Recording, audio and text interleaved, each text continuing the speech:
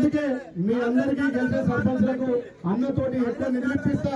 చాలా మంది ఆ రోజు నేను ఏం చెప్పినా అక్కడక్కడ గెలిచినప్పుడు మనకంటే అప్పుడే లైన్ కట్టి అందరూ వస్తుంది. కానీ రాయన నువ్వు బిర్యానీ తినకుంటున్నా రాదు తల్లి రాదు. అందుకే కాలాతీతమైంది. మన గౌరవ మంత్రి గారు ఇప్పుడే కాదు గత 5 ఏళ్లలో కూడా ఎంపీగా ఎన్నో కార్యక్రమాలు చేసి ఈ ప్రాంతాన్ని అభివృద్ధి చేసిండు. ఇవాళ మన ముద్దు బిడ్డ మన మంత్రిగా మన ప్రాంతానికి ఎక్కువ నిధులిచ్చి అన్ని గ్రామాలు రోడ్లు లేవు కాబట్టి ఎక్కువ సంఖ్యలో మా ఆలయం దృష్టిలో పెట్టుకొని మంత్రి గారు రోడ్లు శాంక్షన్ చేయాల్సిందిగా విజ్ఞప్తి చేస్తూ పెద్దలు మంత్రి గారు మాట్లాడాల్సిందిగా విజ్ఞప్తి చేస్తున్నాం. మంచి మెజార్టీ గెలిపించారు. ఆ రోజు చూస్తే ఈ ఊరికి రావాలనే పేద ఆనకొండ వస్తుంది, వాళ్ళ పేద డబ్బులు ఉన్నాయి, వాళ్ళతో నెగ్గుతామని ఎగరం అని చెప్పి భయపడ్డ సందర్భంలో మీరందరూ కూడా నిజంగా వెన్నుదంటుండి గ్రామానికి సేవ చేసే యువకుని గెలిపించినందుకు మీ అందరికీ రుణపడి ఉంటాం.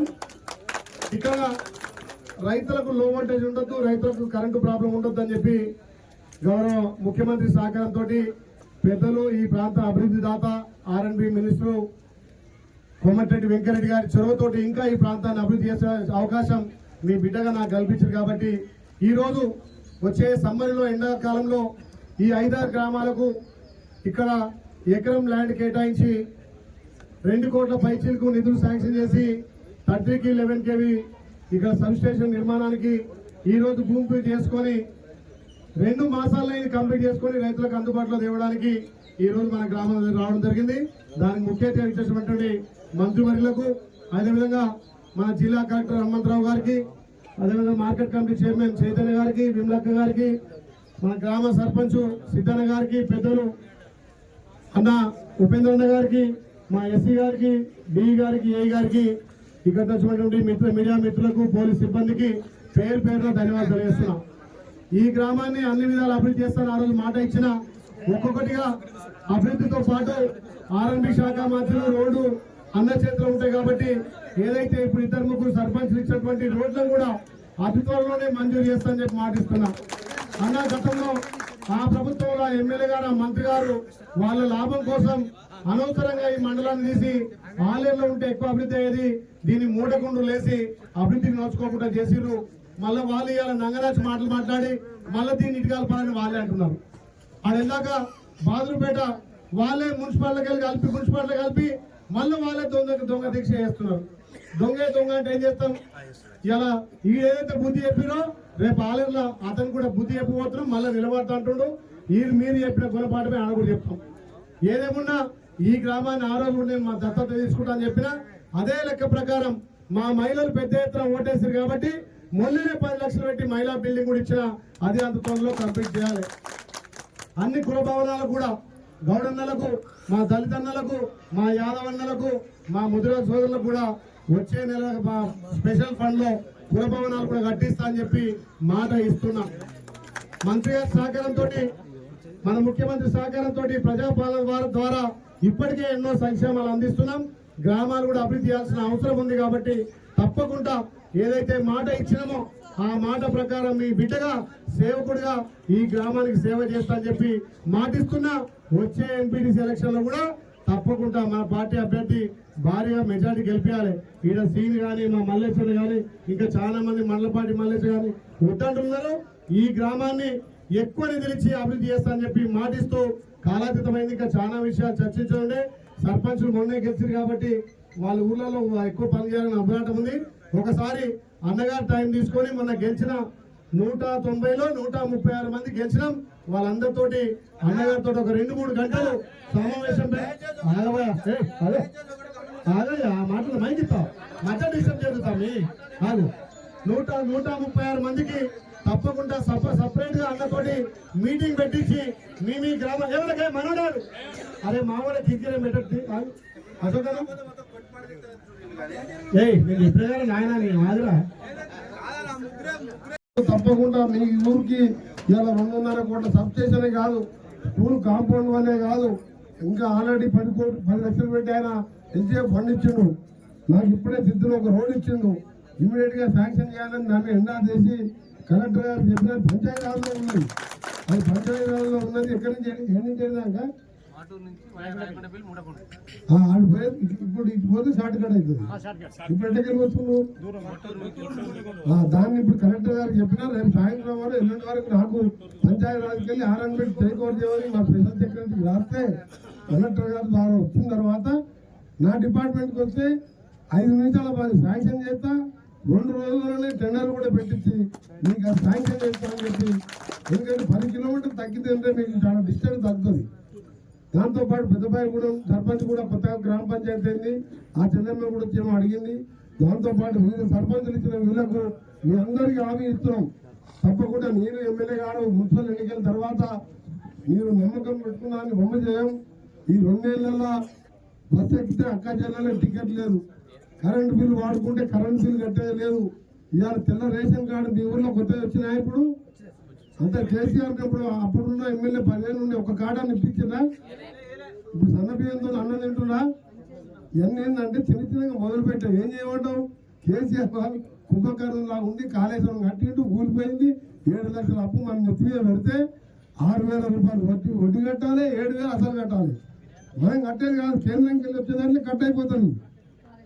ఇవాళ పైసా జమ చేస్తే సెక్రటేరియట్లో కూర్చొని మేము క్యాబినెట్ మీటింగ్లో గంటలు మాట్లాడుకొని ఏ విధంగా చేయాలి. ఉద్యోగులు రిటైర్ అయితే వాళ్ళకి 8,000 కోట్ల బకాయిలు ఉంటే ఇప్పటికి 4,000 కోట్లు తీర్చినాం. ప్రతి విషయంలో సీఎం గారు ఒక సీనియర్ ఎమ్మెల్యేగా 6 సార్లు గెలిచిన నన్ను సలహాలు అడిగితే నేను చెప్పిన మనం పొదుపు చేసుకుంటూ తప్పకుండా మనం ఇచ్చిన హామీలు చేయాలని ఒక్కొక్కటి ముందుకు పోతున్నాం. అందులో భాగంగా 20,000 కోట్ల రైతులకు మొదటి దఫా 2 లక్షల లోపల రుణమాఫీ, 1,00,000 ఉన్నోళ్ళకు 80 ఉన్నోళ్ళకు 9,000 పోయినాయి. 6,000 రైతు బంధు అన్నాం. రైతు బంధు ఒకసారి వేసినాం, ఎలక్షన్ కాగానే పాత రైతు బంధు వేసినాం. ఇంకా చేయవలసినవి చాలా ఉన్నాయి. మహాలక్ష్మి పథకంతో పాటు ఈరోజు మనం చెప్పిన పెన్షన్ పెంచే కార్యక్రమం ఇవన్నీ కూడా ఆలోచన చేస్తున్నాం. తప్పకుండా మేము వచ్చి తెలంగాణ ఇచ్చిన పార్టీ కాంగ్రెస్ పార్టీ. కాకపోతే కేసీఆర్ మాట ఏం చేసిందంటే వాళ్ళ దేవుడు కలవకుంటాలకు నోరిచ్చింది. మొత్తం దళితులు ముఖ్యమంత్రి చేస్తే చేయకపోతే నా మెడ మీద తల ఉండదని చెప్పి 10 లక్షల సార్లు అన్నారు. అప్పుడు దళితులు నేను గిన్నిసార్లు అన్నాడు కదా, చేయకపోతాడని వాళ్ళు ఇంకేమైనా ఊళ్ళో పోయి డబుల్ బెడ్రూమ్ ఇల్లు బిడ్డ వస్తే పండుగ ఏడమనుకుంటారు, అల్లుడు ఏడమనుకుంటారు. అదే సరంగానే అమ్మ కేసీఆర్ వస్తే డబుల్ బెడ్రూమ్ కడతారు, కాంగ్రెస్ లో 70 ఇల్లు ఒకటే కడతారు, ఒకటే రూమ్ కట్టి ఇందిరా బిల్లు ఇట్లా చెప్పుకుంటూ పోతానంటే ఇప్పుడు ఆకలి అవుతుంది. అంత ఓపిక కూడా లేదు, అన్ని అబద్ధాలు అయ్యింది. మనం చెప్పినవి కొన్ని చేస్తాం, చేస్తాం. ఈరోజు మీరు ఒక బలహీన వర్గాల బిడ్డని ఈ ప్రాంతంలో ఎమ్మెల్యేగా ఆయన చూసి అసెంబ్లీలో నేను 6 సార్లు బస్ స్టాండ్ ఇట్లా గెలిచినట్టు అట్లా ప్రతి మంత్రి దగ్గర కొట్లాడితే మల్లన్న సాగర్కి వెళ్ళి ఇక్కడికి మనకు మంచినీళ్ళు లేవు. విషయం దగ్గర 210 కోట్లు 3 నెలలు శాంక్షన్ చేసి టెండర్ పెట్టియాలి. పనులు కూడా దగ్గర ఉంటాయి. కలెక్టర్ గారు రివ్యూ చేయకుండా 2 నెలలు పూర్తి అయితే ప్రతిరోజు గోదావరి నీళ్లు, ఫిల్టర్ వాటర్ కూడా అన్ని బెడ్లు కూడా కట్టడం జరిగింది. నేను ఎమ్మెల్యేగా వెంటబడి సీఎంతో ఫస్ట్ శాంక్షన్ 210 కోట్లు, గంగమల్ల రిజర్వాయర్ 600 కోట్లు, 60 కోట్లు కలెక్టర్ గారి అకౌంట్లో కూడా పడ్డాయి. రైతులకు భూమి పోయే వాళ్ళకి ఇస్తున్నాం. దాన్ని కూడా మన ముఖ్యమంత్రి గారు శంకుస్థాపన చేయించారు. ఇవాళ నాకు ఆలేరు కాన్సెన్స్ ఎందుకు ముఖ్యమంటే ఆ రోజు చూసినా ఇక్కడ ఎరకబడ్డ ప్రాంతం పైన మల్లన్న సాగర్, కొండపోచమ్మ, రంగనాగదార్ రిజర్వాయర్లు కట్టుకుని, ఫామ్ హౌస్లు కట్టుకుని ఒక కాలువ తీస్తే మన కరువంతా పోతుంది. ఆఖరికి మనం మూసీ నీళ్ళు కూడా గతి లేకుండా చేసినాం. అందుకనే మీరు ఒకటే పాటిస్తున్నా. నాకు పదవులు అనేది పెద్ద ముఖ్యం కాదు. ఆ రోజు తెలంగాణ కోసం మంత్రి పదవి తీసి అవతల పడేసిన 3 ఏళ్ళు, సర్పంచ్ కోసం మా సిద్ధులు ఇది ఎట్ట కొట్లాడే వద్దులే. మనకు అంత పెద్ద మంత్రి పదవి ఆంధ్రప్రదేశ్ కంటే కంబైన్ రాష్ట్రంలో పెద్ద శాఖలు ఉండే నాకు. కానీ తెలంగాణ వస్తే పిల్లలకు ఉద్యోగాలు వస్తాయి, పేదల బతుకులు బాగుపడతామంటే ఏం చేయకుండా ఆ కుటుంబం బాగుపడ్డది. అందుకని ఆ ఫామ్ హౌస్లో పరిమితమైనరు. మేము గ్రామాలకు వచ్చినాం. మనం నమ్మండి, ఈ సర్పంచ్ మున్సిపల్ ఎన్నికల్లో కూడా మీరు చుట్టాలో ఉంటాడు. ఆలయంలో కానీ యాదగిరిగుట్టలో ఫస్ట్ యాదగిరిగుట్ట అనగానే ఫేమస్ కదా తెలంగాణలో. మన తిరుపతి అంతా మనకి యాదగిరిగుట్ట అంతా. ఇప్పుడు ఐలయ్య గారు పోగానే ఏ ఫండ్స్ అన్నాడు ఆ ఫండ్స్ వస్తున్నాయి. మీరు కూడా ఎట్లా పడుతున్నారు. యాదగిరిగుట్ట ఓడిపోయింది అనుకో, నన్ను ఎవరైనా సీఎం ఫస్ట్ ఐలయ్య అంటాడు. అరే నీకు విప్పిస్తుంది cabinet minister rank, DCC president చేసి నువ్వు మున్సిపాలిటీకి వెళ్ళి అంటాడు. ఆయన మాట పోగొట్టుద్ది. అందుకని ఇవాళ నేను ఉదయంకి వెళ్ళి ప్రతి దగ్గరికి పోయి అక్కా చెల్లెలు దండం పెట్టి బదలాడుతున్నా. ఐలయ్య మాట చేయకురి. ఇది ఎన్నికలు పేదోళ్ళ ఎన్నికలు. ఈ పేదోళ్ళ ఎన్నికలు మున్సిపల్ ఎన్నికల్లో ఆ వార్డులో బోరింగ్ ఉన్నా ఎవరికైనా రోగం వచ్చినా హాస్పిటల్కి పోవాలన్నా కలెక్టర్ దగ్గరికి పోవాలన్నా ఎంఆర్ఓ దగ్గర పోవాలన్నా కమిషనర్ దగ్గర పోవాలన్నా ఒక నాయకుడు కావాలి. అవతల పాటు గెలిస్తే ఎవరి దగ్గరికి పోతాడు? ఆయన ఎమ్మెల్యే ఉన్నా మంత్రి ఉన్నా గవర్నమెంట్ ఉన్నా ఎంఆర్ఓ ఆఫీస్ లోపలికే రాని. ఇప్పుడు అదే పేరు చెప్పగానే కలెక్టర్ గారు కూర్చోబెట్టి పనిచేస్తారు.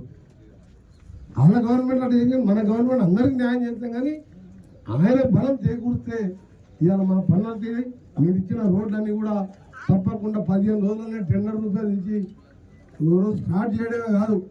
మన మూటకొండూరు అప్పుడు వస్తే నాకు ఎంత బాధ అనిపించింది అంటే ఆ మండలంలాగానే లేదు.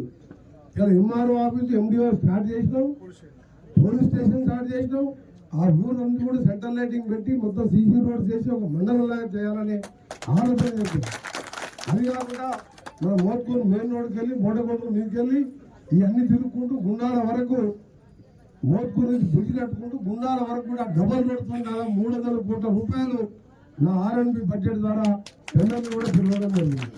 ఇప్పటికే 80 కోట్ల రూపాయలు టెండర్లు పిచ్చిన పనులు నడుస్తున్నాయి. ఇవన్నీ ఎందుకు చెప్పుకుంటా లేవంటే మనకు చెప్పే తక్కువ అలవాటు, ఎప్పుడు అలవాటు లేదు. మరి అయిపోయిన తర్వాత ప్రజలకు తెలుస్తుంది. కొరడం పాక పోవాలంటే చిన్న వర్షం వస్తే మనం ఆగిపోయి కారు ఆపుకునేది, ఆడ బ్రిడ్జ్ కట్టిస్తున్నాం. ఇప్పుడు అట్లా మీరు చెప్పిన పనులన్నీ కూడా చెప్పని పనులు కూడా చేస్తున్నాం. మన కలెక్టర్ గారు కూడా మంచి ఆఫీసర్ అయిన యాక్టివ్ కాకపోతే ఆయన గుర్తు పోయింది. ఆయన నాకు రోడ్ ఇన్స్పెక్టర్ వచ్చి ఆయన మాట్లాడేది ఉంటే మనం మాట్లాడే అవసరం లేదు, సగం పనులు ఆయనే చూసుకుంటాడు. నాకు పాత మిత్రుడు, నాకు నల్గొండలో వాడు అక్కడ పనిచేసినప్పటికెళ్ళి ఎన్నో ఏళ్ళుగా పరిచయం ఉన్న వ్యక్తి. మీరు ఎవరైనా సరే మీ సర్పంచ్ గారు ఏ సమస్య ఉన్నా, హాస్పిటల్ సమస్య ఉన్నా, పేషెంట్ సమస్య ఉన్నా, LOC కావాలన్నా మీ ఎమ్మెల్యే గారు ఉంటారు, నేను ఉంటాను. ఎమ్మెల్యే సర్పంచ్ అనగానే ఒక రోడ్ వేసి నేను పని చేసినా కాదు. రోడ్లు ఇవన్నీ గవర్నమెంట్ బాధ్యత. మీరు కట్టే పైసలతోనే రోడ్లు వేస్తాం. కానీ పేదవాడు కష్టాలలో ఉండి ఆయన కొడుకు MBBS సీటో లేకపోతే జబ్బు వచ్చినా పేదవాడు కన్నీళ్ళు పెడితే ఆ పని తీసుకొచ్చి మాలాంటి వారికి చెప్పి నువ్వు సాయం చేస్తేనే వాడే నిజమైన నాయకుడు తప్ప రోడ్లు వేసినా అది వేసినా అని చెప్పగానే కాదు. అందుకనే ఈరోజు మీ అందరికీ చెప్తున్నా, నేను ఐలయ్య గారు తప్పకుండా మీకు అండగా ఉంటాం. మన కలెక్టర్ గారు ఉన్నారు, ఎంఆర్ఓ MDOs కూడా మంచి ఆఫీసర్స్ ఉన్నారు, మార్కెట్ చైర్మన్ ఉన్నారు. మీ అందరూ కూడా మరొకసారి మంచి సర్పంచ్ని గెలిపించుకున్నందుకు ఉప సర్పంచులు వార్డు మెంబర్లను అభినందిస్తూ ఒకటే చెప్తున్నాం, మా దగ్గర అందరు సర్పంచులు TRS వాళ్ళు సర్పంచులు సన్మానం పెట్టింది. రాష్ట్రం అంతా గెలిచిందే 10-15% వాళ్ళు, ఓ 15% మన దాంట్లో పోటీ ఎక్కువైంది. మన దగ్గర ఈడ కూడా పోటీ చేసి 100 ఓట్లు ఖరాబ్ చేసినాం. మనం పేరు ఆ లీడరు అట్లా పొట్టు మనం రెబల్స్ పోయింది. నేను ప్రచారం చేయకుండా నా కాంతలు 80% గెలిచినట్లండి. నేను ఒకటే చెప్తున్నా, మా దగ్గర సర్పంచ్ సార్ TRS సన్మానం చేస్తూ నువ్వు కూడా మాకు సన్మానం చేయి సార్ అంటే నేను చెప్పిన సన్మానం చేయ నేను 2 నెలలు చూస్తా. నేను ఊళ్ళో 10 మంది అడుగుతాం, మా అమ్మక్కల్ని, చెల్లెల్ని, తమ్ముళ్ళని, ఊళ్ళకి ఇంటే పెద్ద మనుషులు ఉంటారు, ఆరోగ్యం బాగాలేదు, మీ సర్పంచ్ చేసుకుంటాడు అమ్మ 2 నెలలు ఏమైనా మంచిగా చేసిందంటే అప్పుడు సన్మానం చేస్తా. ఇప్పుడే సన్మానం చేసాం అనుకో, అప్పుడే నా సన్మానం ఇంట్లో కూర్చుంటాం. నేను 6 సార్లు ఎమ్మెల్యే గెలిచిన, 2 సార్లు, ఒకసారి MP గెలిపించింది మీరు, 2 సార్లు మినిస్టర్ అయినా, ఒక్కసారి కూడా సన్మానం చేయించుకోవాలి. నాకు సన్మానం అంటే ఇష్టం ఉండదు, ఎందుకంటే మా బాధ్యతగా మీకు సేవ చేసే అవకాశం మీరు గెలిపించింది నాకు. అందుకనే సర్పంచుల సన్మానం కంటే ఎక్కువ సర్పంచుల సమస్యలు తీసుకురండి మా దగ్గరికి.